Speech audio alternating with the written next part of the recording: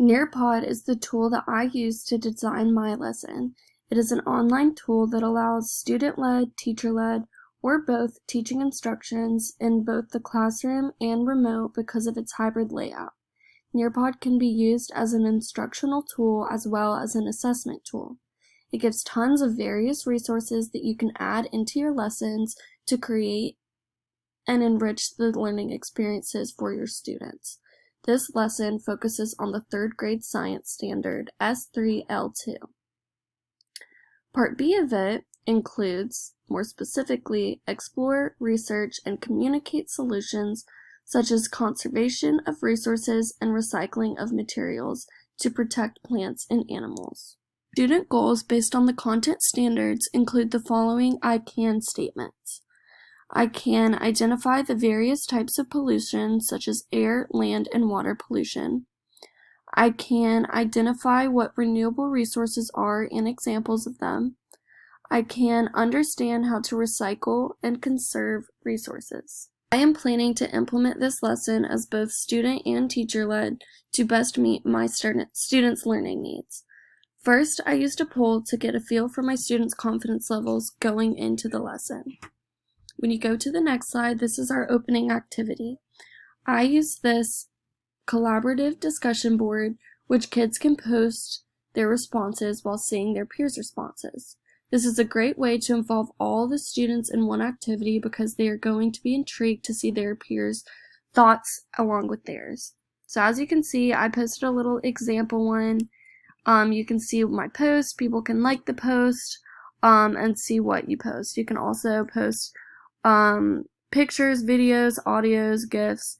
You can upload a bunch of different things, which is also extremely engaging and intriguing for our students. The remainder of the lesson, I used engaging activities such as a digital field trip to a windmill house, or not house, a farm, sorry.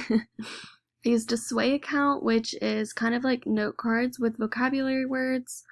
I used another collaborative board post, a matching pairs activity, a video which has questions along with it, as well as a draw it section, which asks the kids to actually record themselves. I'm not sure why it's a draw it section. Record themselves explaining to their whoever they want to about renewable resources, which we will get to that section soon.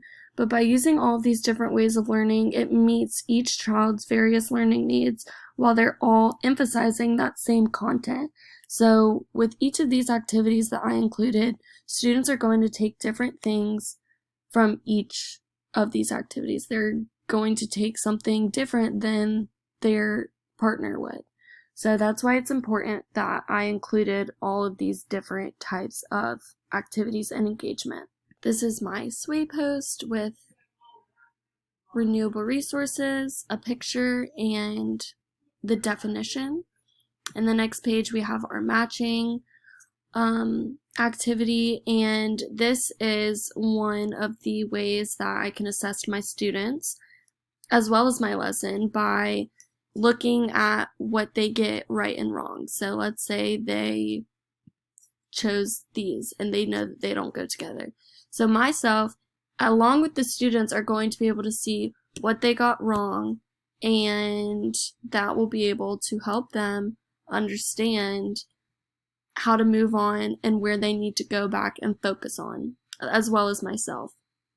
With their quiz at the end of the lesson, this will also let me know what my lesson did and did not teach them or emphasize enough to them. So I can go back and for the next time I can use different types of assessments or more of one type of assessment to teach them.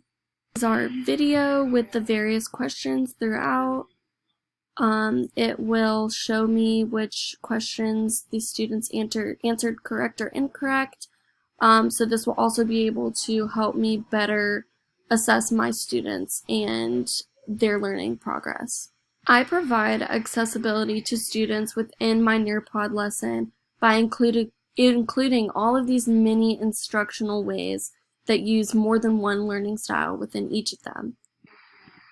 As I stated, this is my quiz at the end of the instruction, and this just quizzes them on the material that they learned in the lesson, and they will be able to reflect on their learning by seeing their score of what they got on the quiz and which parts of the quiz they got right and wrong. By seeing this, they will know whether they understand it or not, and this will also show me if they met the standard. So by planning and designing this lesson using my Nearpod tool, I learned that one tool, such as Nearpod, can have tons of different resources for you to make an activity and an instruction as engaging and strong as possible. I really enjoyed using this, and I will definitely use it again in my future lessons that I have planned for my students.